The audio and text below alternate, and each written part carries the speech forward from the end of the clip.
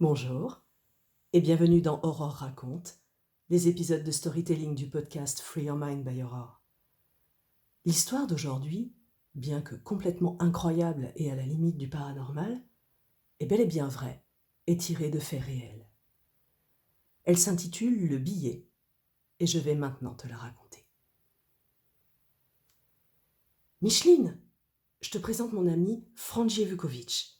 Il a embarqué avec nous pour notre dernier voyage et on est devenus inséparables. Micheline Fourmentier accueille le copain de son mari avec un sourire chaleureux. Les amis de mon mari sont mes amis. Vous êtes ici chez vous. Franji est croate. Tu verras, c'est un gars absolument étonnant. J'en suis certaine, mon chéri. Si tu l'invites à la maison, c'est qu'il s'agit de quelqu'un de bien. Merci beaucoup, chère madame. Et excusez-moi de vous envahir. Je voulais trouver une chambre à l'hôtel, mais Emmanuel a insisté pour que je vienne loger chez vous pour nos quelques jours d'escale.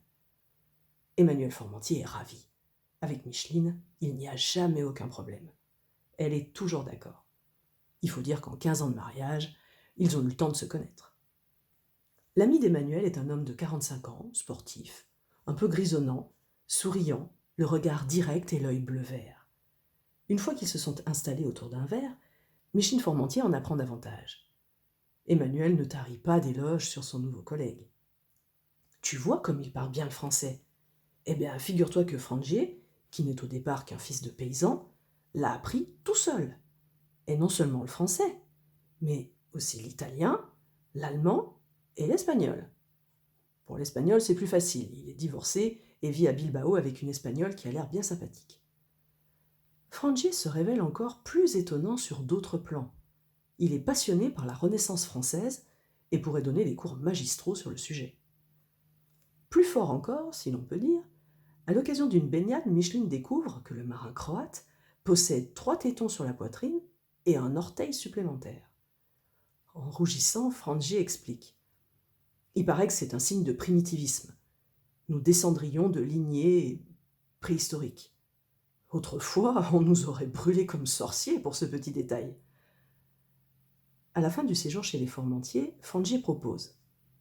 Puisque cet été nous mettons sac à terre en même temps, pourquoi ne viendriez-vous pas chez moi, dans l'île de Rabe ?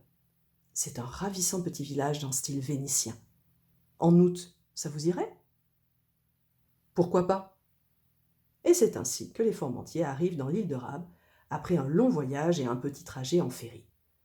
Frangi et sa sœur attendent le couple français à la descente du bateau. Frangi et Emmanuel se précipitent l'un vers l'autre pour une embrassade chaleureuse. Mais Micheline remarque quelque chose d'étrange dans l'attitude d'Emmanuel. Elle attend un moment pour lui demander discrètement. « Qu'est-ce qui s'est passé ? Quand Frangi t'a ouvert les bras, je t'ai vu nettement reculer pendant l'espace d'une seconde, comme si tu avais eu peur. » « Micheline, tu vas pas me croire. J'ai eu comme une vision, un flash. Quand Frangi s'est approché de moi, sa tête a disparu et pendant 2 secondes... » « Quoi pendant 2 secondes ? » « Pendant 2 secondes, c'est la mort qui me parlait. Sa tête a disparu et c'est une tête de mort qui m'a embrassé. » « Mon pauvre chéri, tu n'aurais pas dû rester au soleil sur le bateau. Tu es certain que tu ne fais pas une insolation ? » C'était horrible, Micheline. Tu sais, j'aime pas ça. C'est comme si Frangi allait bientôt mourir. Le reste du séjour se passe le mieux du monde. La plage, le petit marché, les cafés à musique le soir. Les Fourmentier rentrent à Paris en disant « Pour la prochaine escale, c'est vous qui venez chez nous. » Au mois de décembre, Emmanuel Fourmentier reçoit un mail de son ami croate. Il l'ouvre avec impatience, mais son visage pâlit. Micheline demande « Qu'est-ce qu'il raconte, notre marin ?» Il dit qu'il est gravement malade et demande si nous pourrions l'héberger pour qu'il puisse consulter des spécialistes français. « Gravement malade ? Mais il te dit ce qu'il a ?» Emmanuel hésite. Il dit qu'il a le sida. « Le sida ? Quelle horreur ! Mais comment a-t-il pu attraper ça ? » Tu sais, il est divorcé, et toute l'année à faire le tour du monde. Un jour l'Australie, un autre l'Afrique du Sud, les États-Unis, le Brésil. Va-t'en savoir. Oh, le pauvre. Qu'est-ce qu'on lui dit ? Tu lui réponds et tu mets ta chambre est prête. Quelques jours plus tard, Frangie arrive de Bilbao. Les Formontiers lui réservent un accueil chaleureux. « Tu as très bonne mine. Il faut t'accrocher. Je t'ai pris un rendez-vous avec le professeur Filkenkraut pour la semaine prochaine. Tu vas voir, tu vas t'en sortir. » Frangie semble assez abattu. « Non, ma vie est foutue. Je sais que je ne m'en sortirai pas.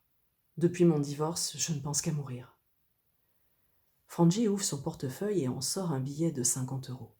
« Tiens, je veux absolument participer aux frais de mon séjour chez vous. »« Mais tu es fou, quoi ? Pas question d'argent chez nous. » Frangie insiste et Emmanuel range le billet en grommelant. « À quoi ça sert, les amis ? C'est pas parce que tu viens chez nous que... » Mais dès le lendemain, Emmanuel demande à Micheline. « Tu as pas vu où j'ai rangé le billet de 50 € de Frangie ? Impossible de le retrouver. Il me semble bien que je l'avais mis dans ma poche, mais il n'y est pas. C'est pas pour la somme, mais c'est idiot. J'ai fouillé partout, même dans la corbeille à papier. » Le billet demeure introuvable. Frangie, quant à lui, ne va pas mieux. Au contraire, au bout de quelques semaines, son état s'aggrave. Il souffre énormément. Il faut l'hospitaliser. Il s'est montré si sympathique que tous ceux qui ont fait sa connaissance se relaient pour lui rendre visite sur son lit de douleur. Jusqu'au jour où l'hôpital Lariboisière appelle. « Madame Formantier ? C'est pour vous dire que M. Vukovitch est décédé cette nuit. » Micheline ne peut retenir ses larmes. Emmanuel non plus. « Et maintenant, qu'allons-nous faire ? » Nous allons téléphoner à sa sœur sur l'île de Rab.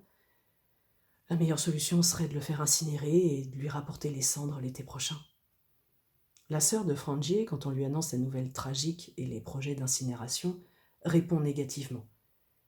Un ami croate des Formantiers sert d'interprète. Elle dit que Frangie, conscient de la gravité de son état, a bien précisé qu'il ne voulait pas être incinéré. Il veut être enterré à côté de son père, au milieu des Vukovitch, sur l'île de Rab. Les Formantiers se mettent en rapport avec les pompes funèbres, qui leur disent « Nous nous chargeons de tout. Cela coûtera 5 000 €. Bien, la famille Vukovitch va vous les envoyer. Les formalités, très longues, durent 3 mois. Ce n'est alors qu'on procède enfin à la mise en bière et qu'on décide du vol qui doit transporter le cercueil vers Rijeka. Pendant ces 3 mois, Emmanuel a régulièrement examiné chaque recoin de la maison en disant « Je suis certain que le billet de 50 € de Frangie est dans la maison. Mais où ? J'ai tout retourné. Il doit pourtant bien être quelque part. J'ai fouillé 100 fois mon portefeuille. Tiens, d'ailleurs, il faut que je retire de l'argent au distributeur automatique aujourd'hui. » Emmanuel retire de l'argent au distributeur. 2 billets de 20 € et un billet de 50. Il les range soigneusement dans son portefeuille, comme d'habitude. Ce jour-là, pour le déjeuner, il a rendez-vous avec quelques collègues pour discuter de leur prochain engagement maritime. Tout se passe pour le mieux jusqu'au moment où Emmanuel lance. « Bon, l'addition, faut que je file. » À l'instant où le serveur apporte la petite note, Emmanuel ouvre son portefeuille sans regarder, tout en continuant à discuter avec ses amis. Soudain, il sent une boule de papier chiffonné qui se trouve là, au milieu du portefeuille. Qu'est-ce que c'est que ça ? Ça, c'est un billet de 50 € roulé en boule. Mais d'où il sort ce billet ? Il n'était pas là ce matin. Il n'était pas là tout à l'heure quand j'ai pris de l'argent au distributeur. Soudain, une idée fulgurante vient à l'esprit d'Emmanuel. Blanc comme un linge, il consulte sa montre. 14h15. Oh, c'est pas possible. 14h15. Nous sommes mardi. Mon Dieu. L'avion qui emporte le corps de Frangie est en train de décoller pour Rijeka. C'est le billet qui avait disparu le jour où il est arrivé chez nous. Est-ce un signe ? Emmanuel, vaincu par l'émotion, se met à pleurer silencieusement. Et pendant de longues minutes, il est incapable d'expliquer à ses copains pourquoi le fait de payer l'addition avec un billet de 50 € chiffonné provoque chez lui autant d'émotions. Voilà comment se termine notre histoire du jour. Merci d'avoir écouté Aurore raconte, les épisodes de storytelling du podcast Free Your Mind by Aurore. Et à très vite pour une autre histoire.